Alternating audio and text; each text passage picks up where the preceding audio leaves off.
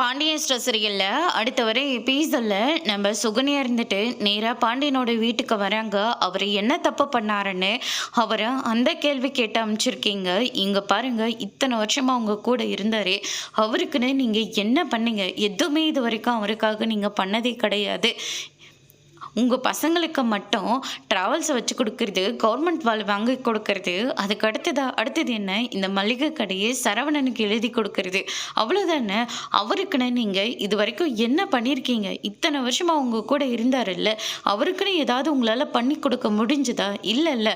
ஆனால் அவங்க அண்ணனுங்க பண்ணியிருக்காங்க. ஆனால் அதை வச்சு நீங்கள் சந்தோஷம்தான் படணும். ஆனால் இப்படி பொறாமப்பட்டுட்ருக்கீங்க அப்படின்னு சொல்லிட்டு நம்ம சுகன்யா சொல்லிக்கிட்டு இருக்காங்க. பார்த்து பேசமா, இங்கே யாரும் இங்கே பொறாமலாம் படலை. ஆனால் ஒரே இடத்துல 2 மளிகை கடை இருந்துச்சுன்னா 2 கடையும் பாதிக்கப்படும். அது உங்களுக்கு தெரியாதா? எங்களை அழிக்கணும்னு தானே அந்த குடும்பத்தோடு நீங்களும் போய் செட்டில் ஆயிட்டீங்க. கூடவே இருந்துக்கிட்டு இவ்வளோ பெரிய துரோகத்தை பண்ணியிருக்கீங்களே அப்படின்னு சொல்லிட்டு கோமதி சொல்லிக்கிட்டு இருக்காங்க. இங்கே பாருங்க தச்சி, நாங்கள் யாருக்கும் எந்த துரோகமும் பண்ணலை. நீங்கள் எல்லாரும் சேர்ந்து தான் என் புருஷனுக்கும் எனக்கும் துரோகம் பண்ணியிருக்கீங்க.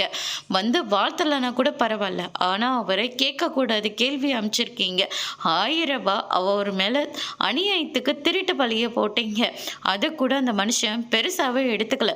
மச்சான்னு சொல்லி உங்கள் பின்னாடி தானே தெரிஞ்சுக்கிட்டு இருந்தாரு அப்படின்னு சொல்லிட்டு நம்ம சுகன்யா சொல்கிறாங்க. இந்த மளிகை கடையை இன்னும் கொஞ்சம் பெருசாக்கி நாங்கள் பெரிய இடத்துக்கு போக தான் போகிறோம் அப்படின்ற மாதிரி சவால் விடுறாங்க. அதோட முடிச்சு